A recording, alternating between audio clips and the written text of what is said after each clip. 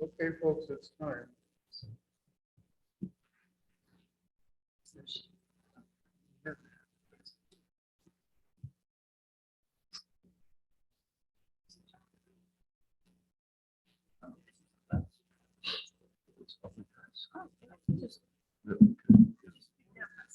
Yeah, okay, yeah.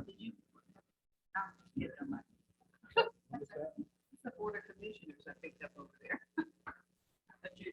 Morning, Ben. Hi, Dan. I put agendas over there. What? Oh, I had, I picked up something else. I had the Board of Commissioners.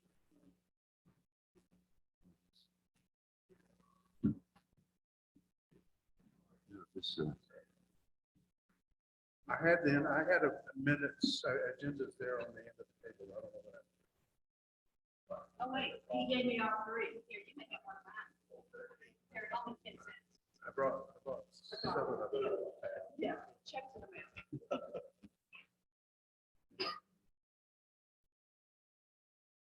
Cookies are gluten-free from Mary Standard. It's quite a cook. Okay, folks. Bringing this meeting to order. The July 21st meeting of the tree board. Let's take a moment to collect ourselves and get centered for it.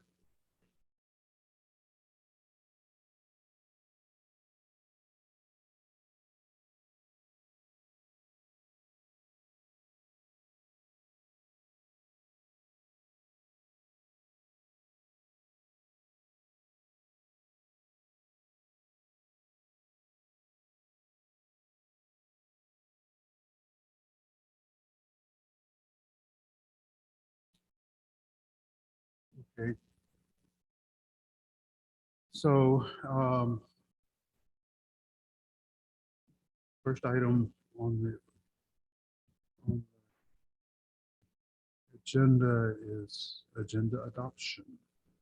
And first item on that is that I put June on there, and it should be July. We have one correction built in. Any additions or corrections to the agenda? will we be approving the June minutes? I didn't get those. Yeah, but it's on the agenda that we're going to approve. I'll address that question in just a minute. Okay, so just leave it on the Let's agenda. leave it. There will be changes to the approval of minutes part of it. So, Okay, so it remains part of the agenda. Okay, With the exception. Acceptance of the agenda. Anticipated modifications. okay. okay, but down to the actually, we should just conversation a moment before we approve. There's somewhere some confusion crept in for what month is we need to be looking at today. Maggie is up to date on the agendas with the possible exception of the June minutes, which I have not seen yet myself. We actually already have the March ones. And so really in terms of approvals, what we remain to do is the April and June. Remember, we did not meet in May. So we will need the April and June. But I think we're just going to need to postpone doing that until next month.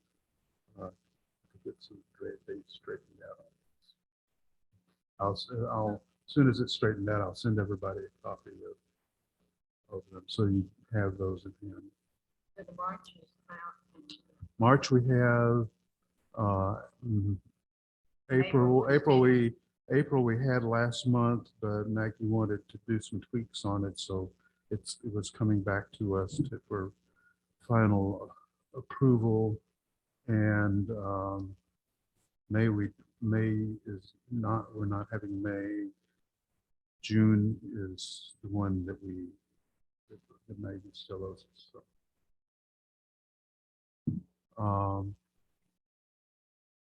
On other things on the agenda, I'm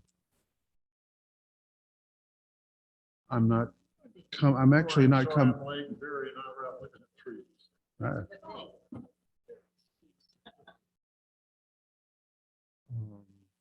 So I'm coming up with, I haven't come up with new business for today, so it may be a relatively short meeting today. I suggest that we approve all of these. What's their daily property?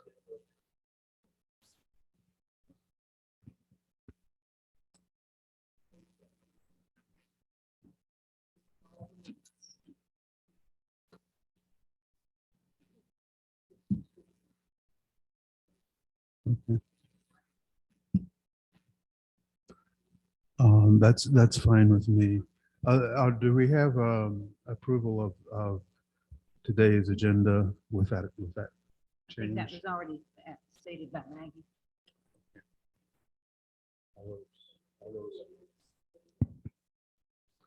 Any objection? So it's approved. Okay. We don't have public comment. We don't have public for comments, do we? Are you here for Jane? No, Mason's not public. I'm here for Jane. Yeah. Yeah, we'll get to that in a moment. I collapse things together here. So with no public to comment, the chair will do a couple things first.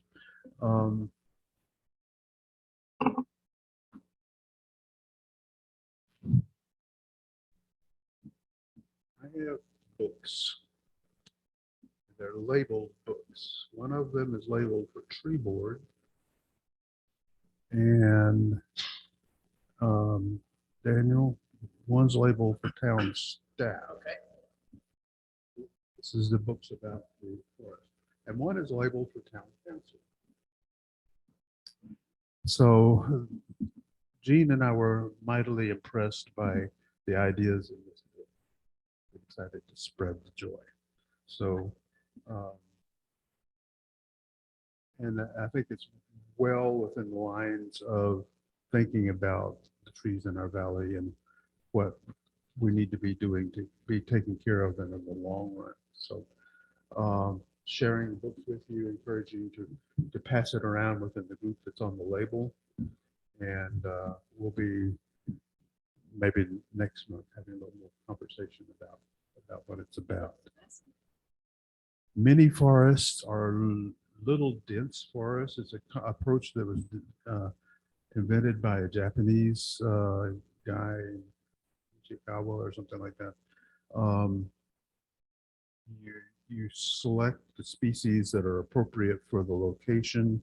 You plant them very densely, and there are different plants. There's like shrubs, and then there's lower story trees and middle story trees and canopy trees, and they're planted very densely together and with soil that's been prepared for it.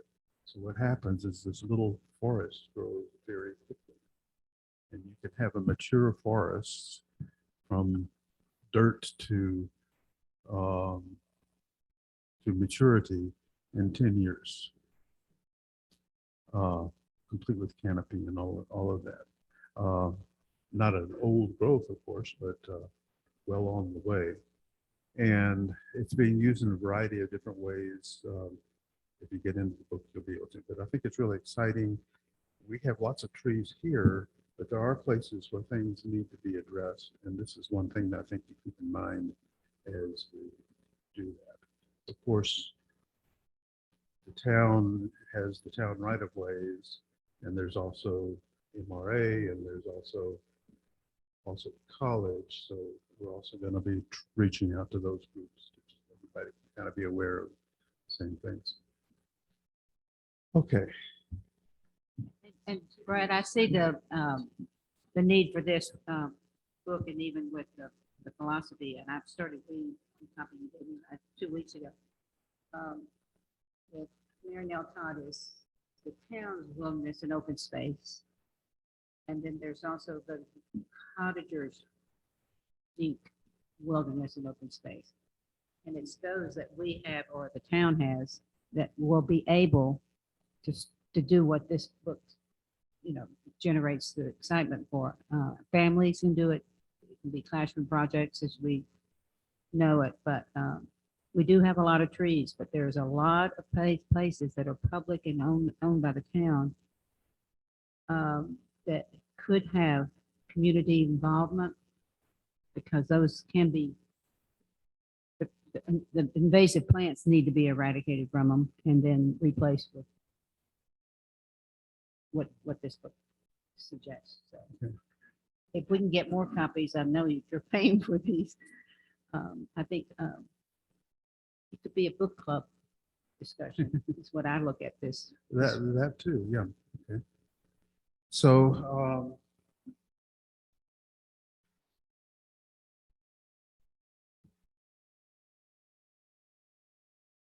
I'm gonna reserve this for a little bit later.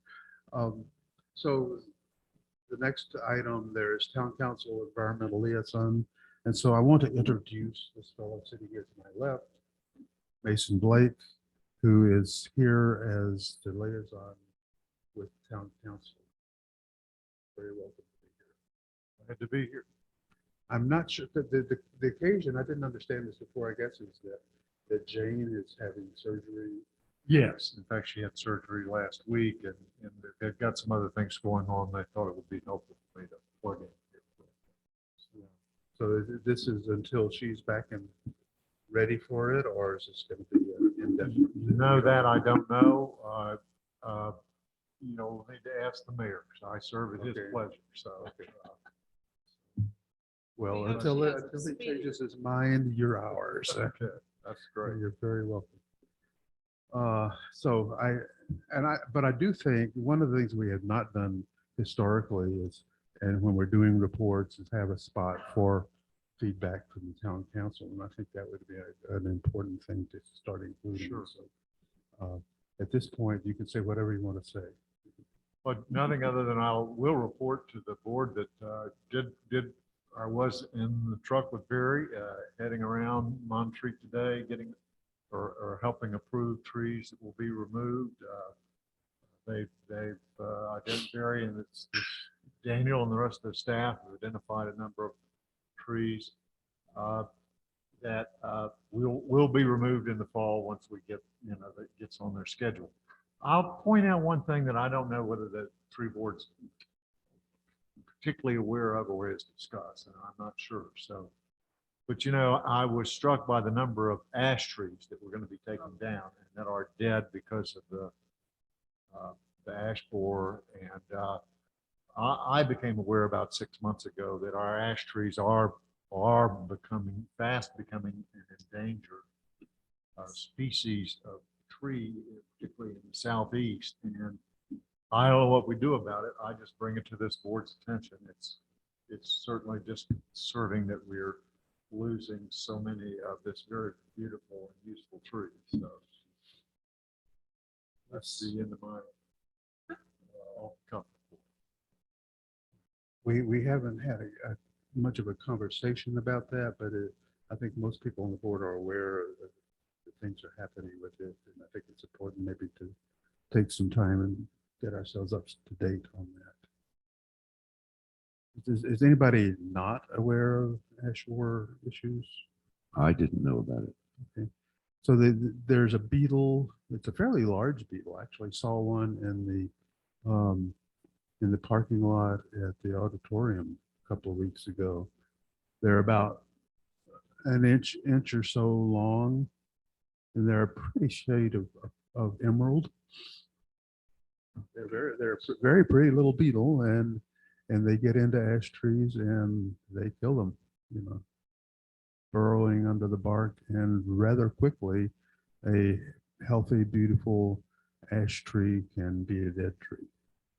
It could be that the ash goes the same way as the chestnut, if somebody doesn't figure out. Some- No, I'm not sure where it came from, but it's imported. And it's, the first time I heard of it was reports from trees in Oregon. I was reading just within the last day or so that they may have gone to Oregon from Michigan or Minnesota. So it's not clear what the routes have been, but it is an imported deal. But yeah, they're hitting them all. They were taken down at the college. They were taken down at the college along the parking lot and made more parking places, which everybody was happy about, but they were in bad shape. And there was a row of them. And it's one day they were gone. Do the parking. Can I ask for my own education? Is it easier to take down trees after the leaves are down? Or do you care? It's either way. You know, when you take a tree down that has no leaves on it, obviously you've got a little less debris to deal with. It's a little more, you know, a little easier to deal with when you don't have that extra canopy in there. But for us, it's you know, it's no big deal if it is a summertime job. But the only difference would be the amount of material that you're actually chipping up into the chipper, which leaves, you know, they don't chip very well. So you create more debris in the truck, which can cause you to have to run the truck and dump a little sooner. But other than that, it's 6 in one, half a dozen in the other. And you probably already by that time, even in the fall, you've identified what trees are dead. So you don't need to look and see if they have leaves on them. Yeah, sometimes it is very beneficial. You know, when we're riding around in the springtime and you've got, you know, leaves budding out, you really start to see any canopy decline pretty quickly. But especially in the essence of the ash tree, it's a kind of a no-brainer when you start to see them. They get very brittle. The bark starts to fall off the top of the tree, and it happens very quickly. It is and it's very unfortunate. You know, we mentioned, Mason mentioned it's kind of a situation where, you know, when the woolly adelgid first started attacking the hemlock, we lost tons of hemlock. But we were able to figure out a way to treat those trees. And unfortunately, the ash borer is a sneaky little character, and they're not like, you know, the aphids. You can't see them on the tree. They bore in very quickly, and the damage is done. And at that point, you've pretty much lost the tree, or you're going to spend lots of money trying to save that tree. And in some situations, it's not feasible to do so. And my understanding is that they become brittle and it makes it dangerous in the removal. Very, very scary trees to remove. If it's not in a situation where we can get to the bucket truck, get the bucket truck to the tree, it makes it, climbing is almost impossible at some point. Once the tree gets diseased, it loses all its rigidity. A telltale sign is those canopy limbs coming out. You'll see limbs laying on the ground and then look up and there's not a leaf on it. And it's just as brittle and bare as can be. Even though ash is a hardwood, it becomes very brittle very quick. Yeah, I've always thought of ash as one of the hardest, and they make baseball bats and Oh, yeah, axe handles. absolutely. One of the hardest. It's a Absolutely. it is very hard. Yep. Have you identified dead ash trees on the public right away? Yes, ma'am. We have several. How many? I'm not sure of a number. I I know. signed off on removing probably half a dozen ashes. Yeah, I was going to say, I know Barry and I had rode around town yesterday trying to identify some trees, and I think there was, like Mason said, several ashes on the board. Oh. Yep. So.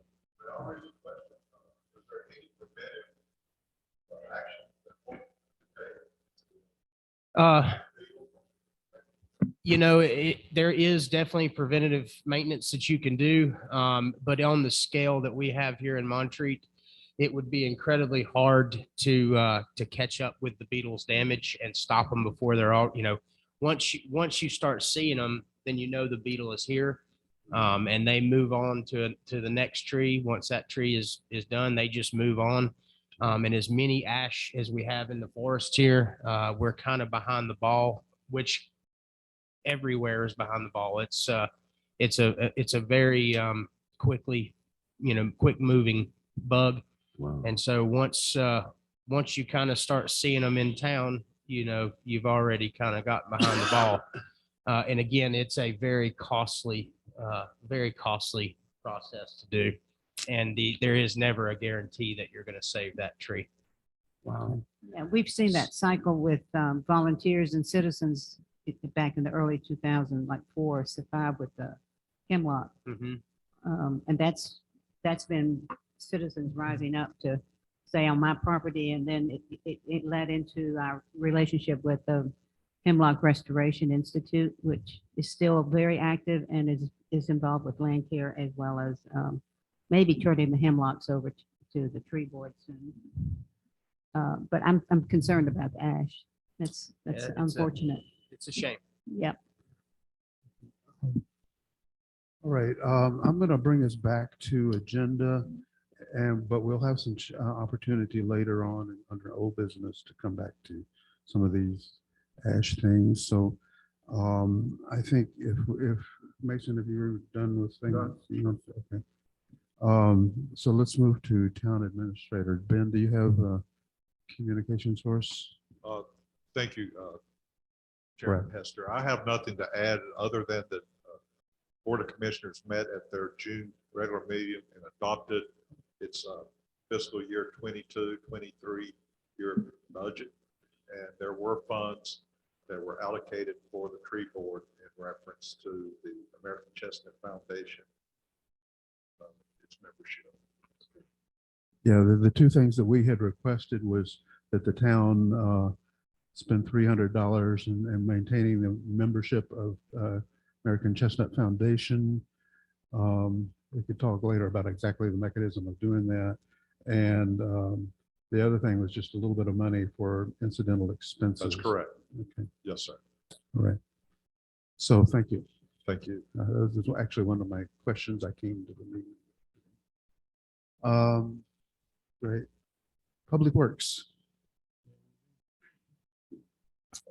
Barry had nothing to report other than he had a meeting with Mason this morning, and I think he's working on a well with Jared at this point. But we rolled around town yesterday trying to identify any new trees that needed to be signed off on. As far as I know, hopefully here in the next couple of 3 weeks, he had mentioned trying to get back on to finishing up the tree list that we have for Assembly Drive. And then moving on to some of the outer reaching areas that we've identified these trees in. As far as Barry goes, I think that's all he had to report. I would like to give some sad news about our chestnuts. The ones that I planted on Virginia have since passed on, unfortunately. I've not talked to the folks who had done this, but unfortunately we had somebody that was mulching our chestnuts in grass clippings. I tried to check them every couple weeks, and every time I would come back, there was grass clippings. I removed the grass clippings, but as we all know, that's very high in nitrogen, and the chestnuts just couldn't handle it, I don't think. Okay. And unfortunately, the one that we planted at our shop has since passed too. I think we had a deer take the top of it off, and then it just never did recoup. But that's kind of the nature of what the Chestnut Foundation is doing. They want to send you these bare root plants and try to get you to try to get them established as best we can to maybe get some fruit off of them. But we just didn't get that this time. The rest of them that we planted in the previous year are doing pretty well. We did lose one at the top of the hill, but that seems to be the only one that we did plant year before last that has not made it. So A total of 4 that were the Virginia? Yes, we planted 5. 5. One here behind the town hall, which has a informational sign with it. Is it okay? Yeah, it's Oh. it's doing okay. The best one is that actually up by Moorfield. Moorfield. yeah. We are looking at trying to have it treated. We do have some Japanese beetles that have invaded it, but Oh. we've been, yeah, which is kind of odd. I usually see them on your rose bushes and some of your garden plants, but they've taken a liking to the chestnut, and we have 2 seedlings that the Chestnut Foundation sent us that we got 4. 2 never sprouted, and we've got 2 that are in pots behind the shop that look very well. So we're going to try to nurse them in our pots as best we can, and then try to figure out a place to plant them. Let's check with the foundation about because I think that when they send you the seed, there's some like warranty or things. I think. Gotcha. Yeah. Yeah. And I'm not sure about the bare root stuff. I think Ann Vincent had maybe mentioned that we could possibly contact them and let them know that, they didn't make it. And they would Mhm. possibly send us some more in the mail, which would, Yeah. again, that's kind of what they're trying to do. There's no guarantee they'll make it from the start, but anyway. Yeah, that's- the ones that you got from her, I'm not sure the source or what they had said about that. I can made it, and it's kind of a fundraiser thing. I contributed $35 and I got 5 bare root trees from them, but they said these are wild Mm. bare root trees. There's no guarantee. At best, there's about a 50% survival. So I got my 5 trees sent to me, and at this point, I've got one that's limping along Mhm. and one that's looking fairly good. So Gotcha. the other 3 have not come along. So- Gotcha. And that's to be expected. Mhm. And it's my understanding that the ones that Ann had were from a donor. It was not a town. Town has Oh. not purchased chestnut. Right. We haven't purchased any, Right. as far as I know, but, Right. I didn't know where they had come from and if we could possibly have any more, sent to us, as far as that goes. But just want to let you know, the ones that we planted that Ann had given me to plant, unfortunately didn't make it. They were looking pretty good. And then again, I kept finding grass clippings on them, and I haven't found the culprit yet, which I just want to let them know that in the future, you don't put grass clippings around any kind of tree. Yeah, right. That's not mulch. So do you know if there's a staff person or? No, I think it's a private residence, right there. As you're going up Assembly, it has to be one of the first couple of houses. And I'm not Uh-huh. trying to blame or point fingers or be No. mad at anybody. I just want to, Probably well intentioned. yeah, absolutely. I think so. Yeah. I think they So- were thinking the best, but just didn't understand that okay. that's got a lot of nutrient in it, and it's probably an overload on the tree, especially being a young bare root. Yeah, so maybe part of what we should do would be communicate via newsletter or something Yeah, about what we're doing and Yeah. and asking people to pay attention. Yeah. I was hoping to have caught, not caught, but gotten some signs laminated by Angie and a little wooden stake and just say, hey, these are chestnuts. We're trying to nurse them, no grass clippings or something, something to that effect. Yeah. But anyway, we'll see what we can do and hopefully nurse the 2 we have into a good solid tree and put those in the ground. So there is a percentage of these trees that come through that will survive for a while and long enough to produce some seed. And those then can be worked into they probably will not survive forever, but there are some that have gotten pretty good size that came from that kind of source. So, I know that Alice Lentz, when she was an environmental liaison, was desiring a map of where the chestnut trees are, which may be an educational type of pamphlet, but I think at some point, citizens, I know that you cannot put too much more on your plate as we know how the town, between you and Barry and Mike, it's just, it's like taking care of one thing on one side of the street and then the other. And I feel that there can be a recruitment of someone who who can, like Ann Vincent would really probably, I'm not speaking for her, but she's not trying to totally get away from the tree board, but she's very willing, I think, to recruit or find people that, from a private citizen's point of view, just as we did with the hemlock, to have that chestnut or an ash, or we need to have some input from our board, I think, the tree board, to get people, to recruit people, to energize them, and to make them aware. Help me to understand a little bit more about the assessments. Does the policy require that you can only assess trees that are on that 30-foot right of way of the town? Or if you see one that's a little off, but are you even allowed to? Yeah, no, unfortunately, we actually looked at a tree on Mecklenburg Circle the other day that the homeowner was complaining about. And it wound up being on private property. And all we can do is advise, hey, this is a great tree company for you to use. You should call them. It's going to be on private land.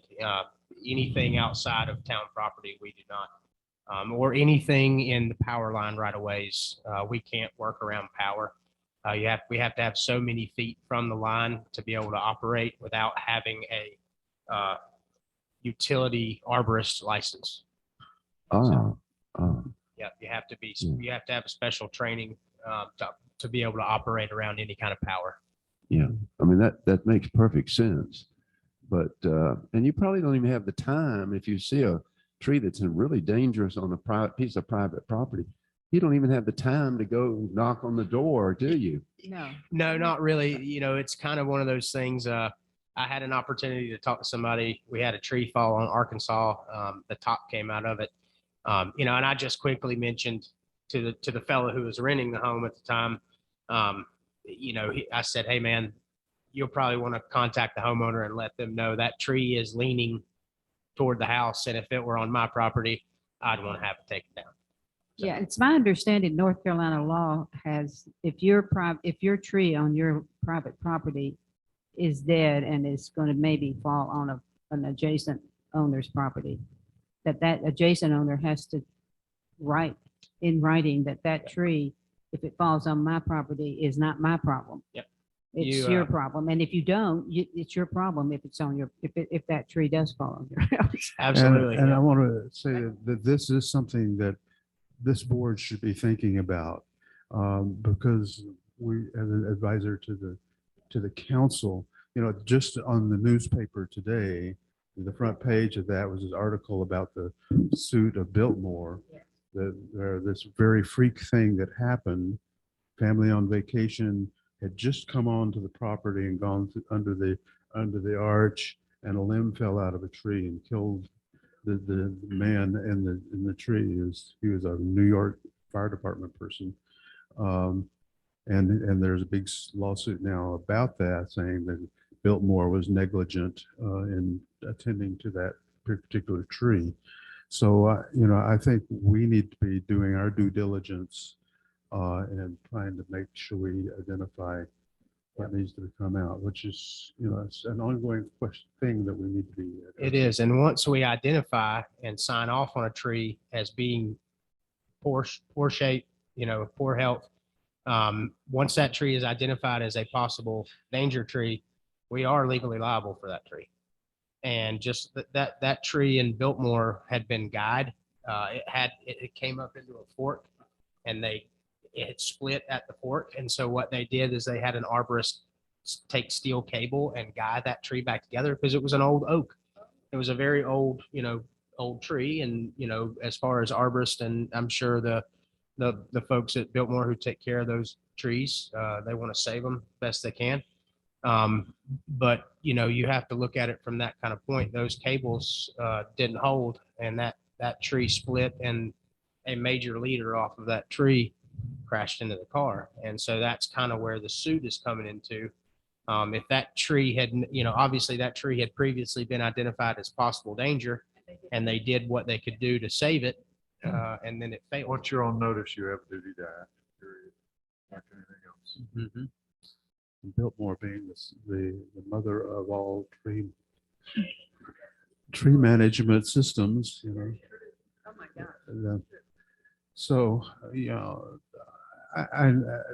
there's more I want to say about that, but we also have tree inventory and old business, so I want to keep us kind of moving along. Any other public works? I just feel very lucky. We've got guys that are trained in this little town, Yes. That's right. able to assess that. How many towns our size have trained arborists? Absolutely. I often think about that and with such a small community, and actually Drew Brown of the sanitation department, we have our own entities, but we're all in it together as Public Works goes. And, we pitch in on water leaks, on brush and leaves when we can. So Drew is actually going to go with us in December when we go to get our continuing education credits and take the arborist course, I do believe. So we'll have 3 arborists on staff, Wow. which is, I think that's Terrific. pretty phenomenal for a small little community like Montreal. Oh, yeah. That And was you going to got- be my next question, if he got his okay to do that. I think. that's Yeah, great. he's actually going, I do believe he's going with us. We have in September, we have a tree conference coming up in Winston-Salem or Greensboro, I think. And he's going to go with us and kind of start that education process and go look to get his certification in December. Yeah. And I would add that town budget reflects that certification for Mr. Brown. Excellent. Yay. Good. Excellent. Hats off to Public Works. Thank And they have great personalities and friendly people. Don't take it too far, Grace. Well, they take time for people too. They're kind to people. And it's a reflection of the feeling of what Montreat's about. Okay, so moving along under old business, review of proposed plan. That's an artifact that I failed to notice and take out of there, so we'll skip over that for the moment. We do need to be working on plans though. Which brings us to Ivy League. We're meeting today because our meeting next week got trumped on by another important event. And so we've juggled the schedules here over this month. And Ivy League was on the schedule for actually today, I think it was. So we've had to move that. And I think the current nominee, Barry had said the 26th, but that's also a conflict. So I'm not sure. Is it the 28th that we're talking about now? I am not sure. I know him and you and him had a conversation about that, but I Yeah. never did get a definitive date on the new date. Yeah, I think he was going to try to come up with a new one. At any rate, we don't have a date nailed down at the moment, but as soon as we do, I'll be letting everybody know. It'll be probably sometime next week. We want to try to do that. The idea, I did discuss this with Barry. Last year when we started this project, we started here at the beginning of Virginia and going up Virginia and got a fair distance in the times that we're doing it. I've noticed that some of those trees that we did initially, they show that they were trimmed down low, and yet there's still ivy growing alive up high. And I think that means that we missed some of the little runners that the ivy has there. And so my proposal, it's good that Barry walked in. We can His ears Very- were burning. so- my proposal is that we just, for this first one, we actually start where we started last year and try to take care of those that were not completely done and get that part moving on. I think that's what we're going to be working on. But Barry, do we have a date yet? That was the question that you and I had talked about, the 26th, but then I think it's going to need to move from that. So I thought we had settled on the 26th. On that Wednesday, I believe it was. maybe I'm confused. 26th is a Tuesday. We're talking July or August? Okay, so that's the issue. The reason we are not meeting today, and we're meeting today and not next week, is because the 26th is the date that the, Comp plan, yeah. And Okay. so, and there's some people here that want to be there, so I think we do need another date. It looks, according to our text, it was the 27th. Okay. Yeah. So Yeah, that would be Wednesday. Yes, sir. The 27th on here is where you and I believe, finally Okay. settled. So let's go with that. And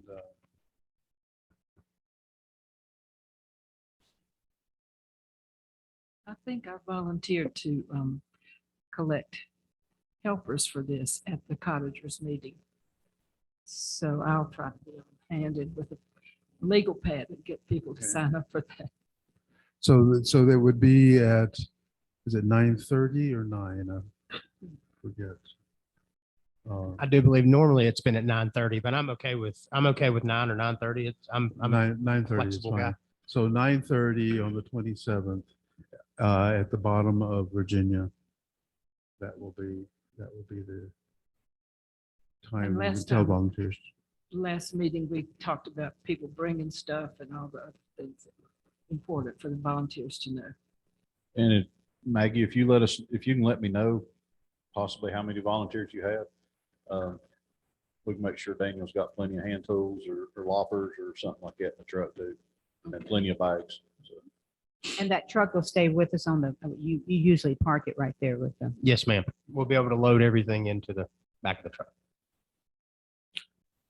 I have written to Portland, Oregon government, which has a huge Ivy program. And the lady that I communicated with is on vacation, so she's going to get back to me. But I'm hoping she'll put me in touch with some citizens there that have been involved in getting this going. It's huge, and they have citywide meetings and efforts to take the Ivy down, and resources about what's safe and what isn't, and the best way to do it. So I'll get back with you on what I find out. Okay. Okay. So grant for tree inventory. Back to tree inventory things. Recounting what I have understood about things. Last year we applied for another grant to be working on tree inventory, and it was not granted. The reason for that was that we had not made progress in actually addressing the stuff that we had previously identified in the previous inventory. And this year we have made progress on that, but there's still to do. So I've kind of been holding off on applying for a new grant until we've kind of like caught up with ourselves. If anybody thinks it should be differently, say so. Let me know. But we do, but the other thing to say about it is that the way of going about this, the way we've been thinking about it, has shifted. This is partly under advice of the Department of Forestry, that rather than using volunteer to do the inventory, we want to hire a group to do that, and that's part of what the grant would go to, would be to for hiring professionals to do the inventory. And we have several sections of Montreat that would need to be addressed, and we won't do them all necessarily at one time, but kind of sequentially. So we're on the verge of starting a new way of dealing with this, but I think it's going to be effective. Barry, were you going to say something? I see. yes, sir. We're going to start on that upper end of the inventory in August. So I'm hoping by end of August, early September, that we actually have the inventory complete of the trees that we need to remove and take care of. Okay. Is what I'm hoping to do if weather and of course the amount of traffic and everything permits us to do so. Wow, good. So with that in mind, I'll look at what we can do about doing an application for So a the grant. present, can I get an understanding? How much was that grant? What was the one that we continually need to work on before we apply for a new one? Was there a I- dollar amount? I don't remember a dollar amount. on that. I don't know that I ever knew one. What it was sort of matching funds Okay. for volunteers and there's a little bit of, I think that's where we used intern to make a map. That was happening when I was just coming on the board and I didn't know it all That's as great opposed to now. news. That is Yeah, good. the That's town great has a news. plan to finish up that inventory. Then we can Let move them on. do it. Yes. It's great.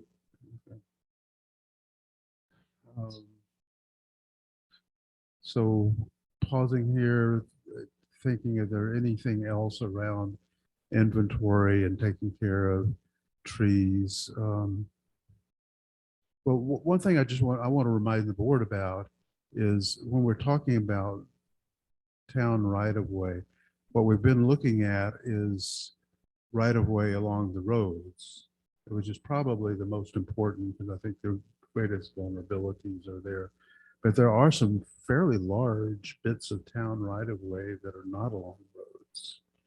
The largest one that I'm aware of is this strip of 60 or 100 feet above Alabama that runs from Virginia all over to near the post office, I think is where it is. And it's a wide swath of trees that is town right of way that doesn't have road. Yeah. You know, it's in between houses and such. And Maybe a prime target for this. And Look, it's talking about the middle. I've thought about that, but I've been thinking about, I want to go walking in there and do my own little inventory of what's in there.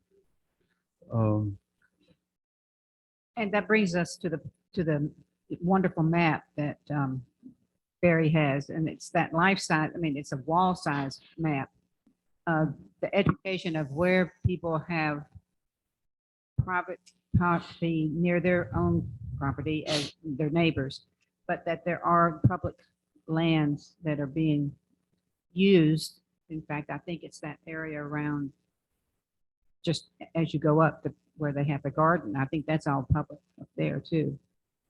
And that was an inquiry made when the Joe Achenbach's new owners, that house was sold. What's behind here? And all these neighbors are making get their vegetable garden. So there's stretches that we need to be observing and using. And that's, you know, you can assume that it's always going to be there, but you don't know. And I'm not sure, I need to educate myself on where our responsibilities as tree board overlap with wilderness and open spaces That's a good question. groups, but I think we need to be paying attention to that. I may suggest that we have Mary Nell Todd or someone from that board.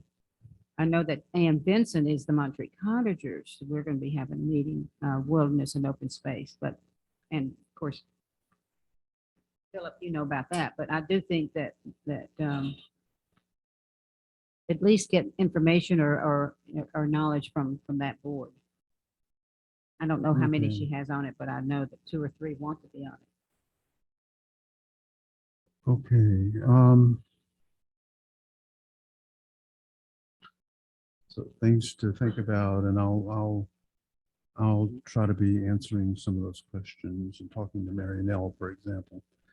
So the other item under old business is the budget, and actually I got that report from Ben a little while ago. So basically our budget requests have been approved. We need to work out the mechanism of renewing town membership in the Chestnut Foundation. Is that something that Angie would do, or how would that work? I believe so. That is correct. Okay. So I'll check with her. And so that's it in terms of the things that are identified on the agenda.